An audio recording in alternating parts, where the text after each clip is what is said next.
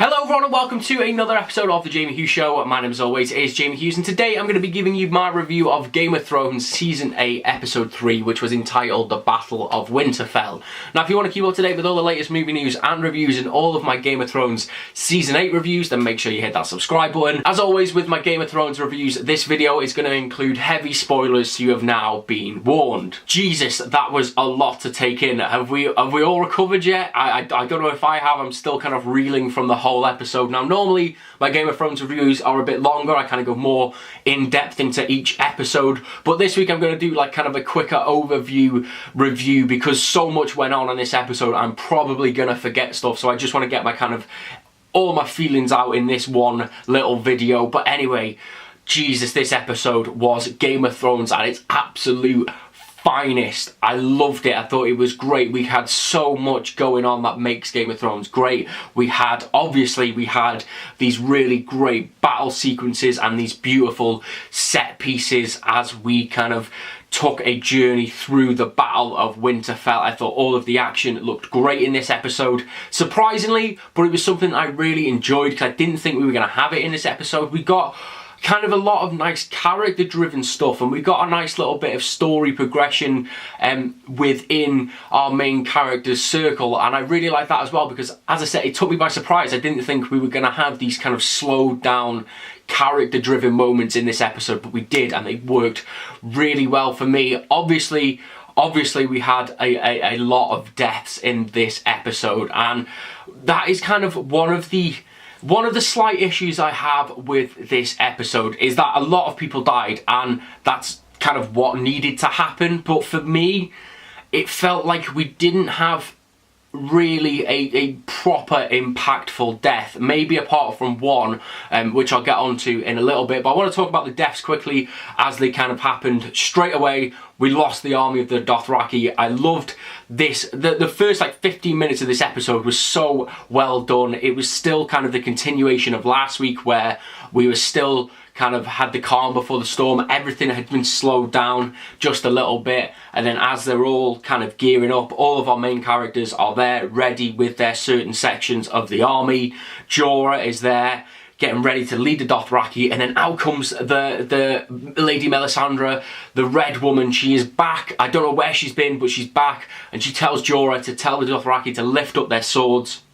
They do, and she puts like a spooky dooky spell on them, and then all of a sudden we just have this sea of fire, and it was such a great visual. In perfect Game of Thrones fashion, it lulls you into that false sense of security because you're like, Jesus, they might actually have a chance of winning this war now.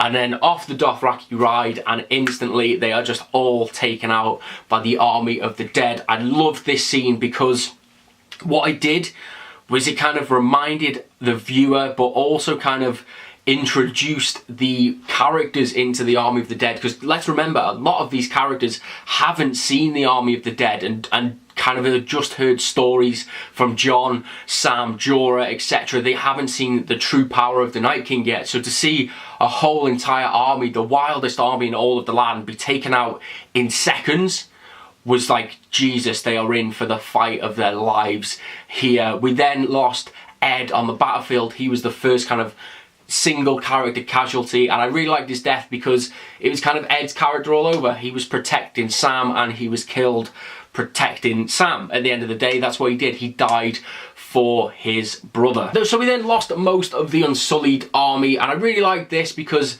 it showed a lot of character progression with Grey Worm. Now, it wasn't really a shock that we lost the Unsullied. That is what they're there for. They are there to die. They're trained for battle.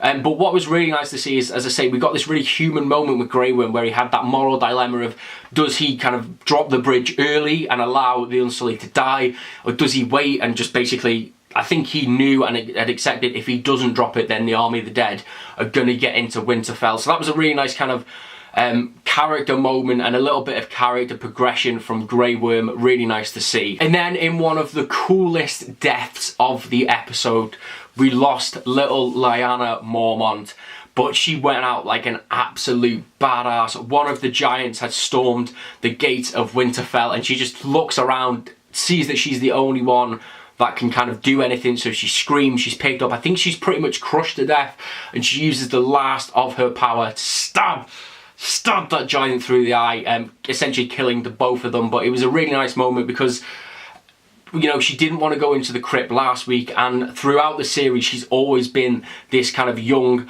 badass, stoic character. So to see her go out like that was a really cool moment. We then lost Beric, who kind of fulfilled his own internal prophecy. He basically sacrifices himself to save Arya and the Hound after they are being chased through the kind of bowels of Winterfell by the army of the dead. They managed to pull him into one of the halls where he eventually dies. The Red Woman is in there, and she says, well, the Lord of Light brought him back for a purpose.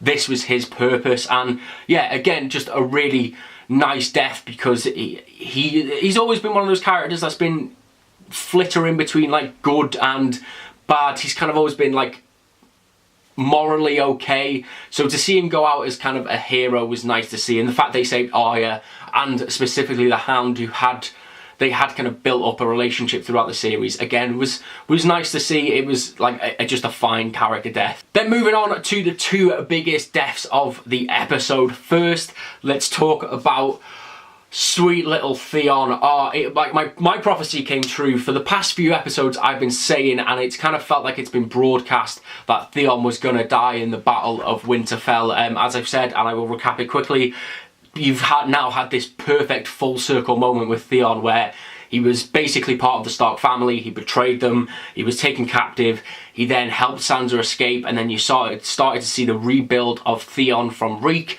He then returns to Winterfell, and then he is now killed at Winterfell, and it was a beautiful moment. And there was a couple of nice moments between Bran and Theon. You had the first where he says, like, Bran says, everything you've done here has brought you to this moment, and that is that you have come home. Really, really nice. And then after that, Theon is taking down all of the White Walkers on his own. He's like boom, boom, boom, boom, boom, firing off those fire arrows. He's then eventually ran out. He's completely bollocks because he's taken out an army basically on his own. And then in comes the Night King. He turns around to look at Bran, and he's kind of accepted his fate at that moment. You know, there's tears in his eyes. He knows what's coming. And Bran just delivers that really kind of...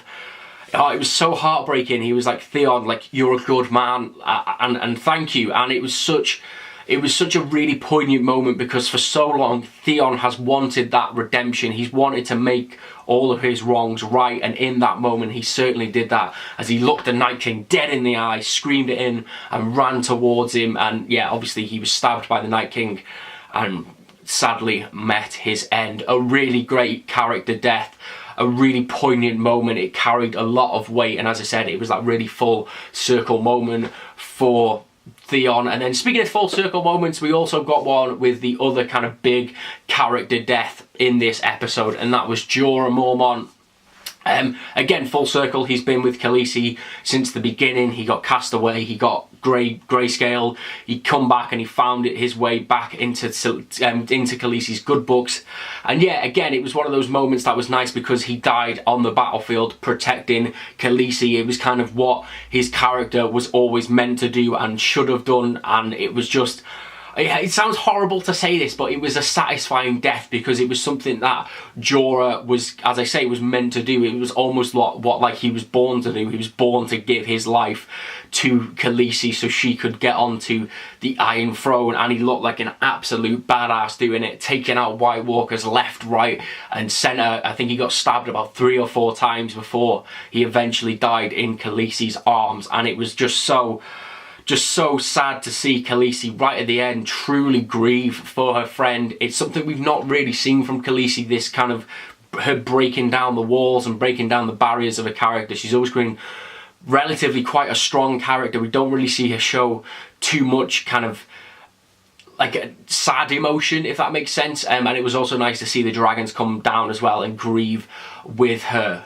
Now, before we get on to kind of all of the awesome stuff that happened around that, I do want to talk about the issue I had with Game of Thrones this week. Apart from it, one, being just way too dark in certain scenes, it was really hard to figure out what was going on, but didn't take away from my overall enjoyment. But one of the things that kind of irked me about this episode was that nobody really of any importance died. And I know, like, we have stuff to come, but it felt like this became a game of convenience in this episode, because there were so many times where characters looked like they were looking death in the face. There were so many times where death was at their door, and then just somehow, some way, conveniently, somebody else would save them. And I get you can have that for a couple of times, but I think there was about 3 or 4, maybe even more times in this episode where something would just happen at the right convenient moment. And don't get me wrong, I'm not saying that's necessarily negative. Having it done a couple of times, it makes like it feel badass. Do you know what I mean? It makes it feel like, yes, these characters will do anything to save each other. But then when it becomes, I say, kind of repetitive, it kind of took away from what I thought was going to happen, because I was sitting there for so many moments and I was going, well, they're not going to die.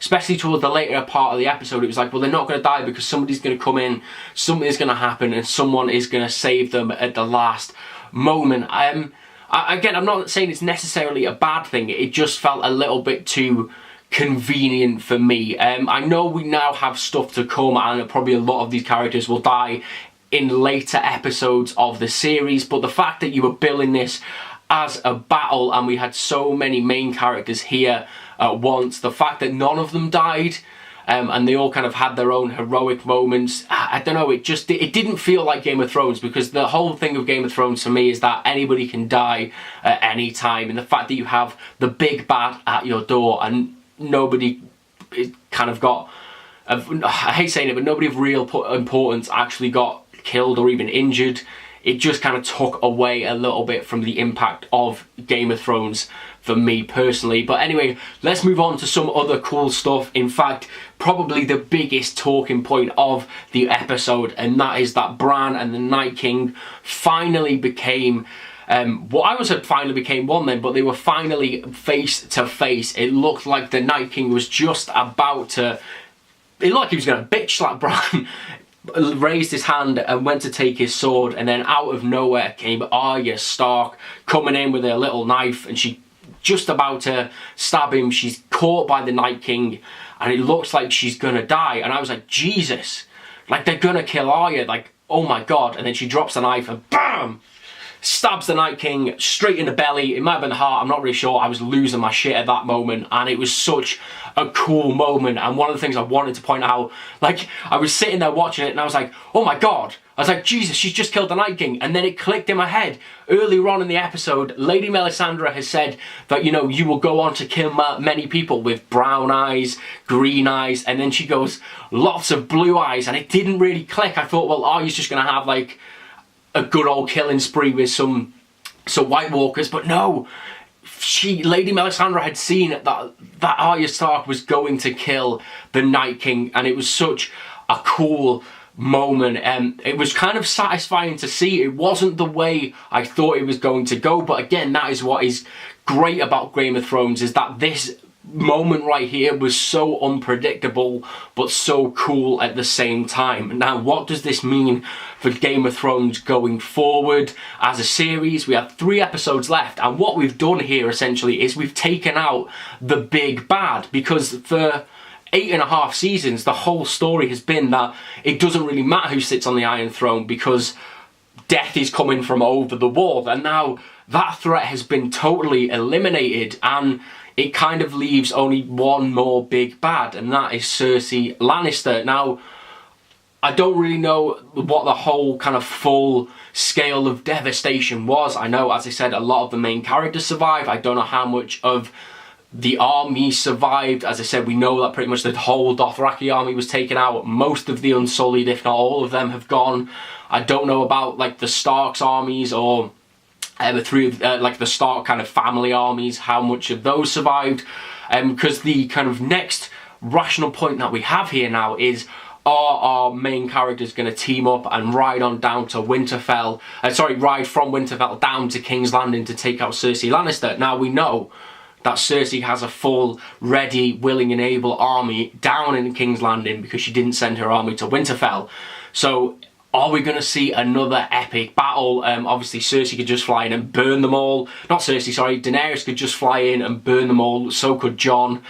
But I don't know where it goes now. I don't know where this story goes. Obviously, it's leading to a showdown at King's Landing because Daenerys still wants the Iron Throne from Cersei, but it's kind of a shocking moment, but also at the same time, I kind of like it. I know that you've taken out the big bad and it makes Cersei feel like the bigger bad, and it's really interesting to see where this story on a whole is going to go now in the next 3 weeks or so. So that is my review of Game of Thrones Season 8 Episode 3, The Battle of Winterfell. As I said, there was so much that went on. I didn't even want to try and compact it all down because like I'd be here for days, but yeah, so much went on. We got some great stuff, as I say, with Grey Worm, some great character stuff down in the crypt with Sansa and Tyrion. Really beautiful moments between those two. Actually, we got Arya killing the Night King, and it just changes the complete landscape of Game of Thrones. I'm really excited to see where it's going to go in these final 3 episodes. So let me know all of your thoughts if you have seen the Battle of Winterfell. Let me know what you thought about it, as always, down in the comments below. I'd love to hear all of your thoughts on this episode and how you feel about it once you've recovered. It was great, and if you did enjoy this episode and you want to keep up to date with all the latest movie news and reviews, then make sure you hit that subscribe button, and I will see you in the very next episode of The Jamie Hughes Show. Ta-ra!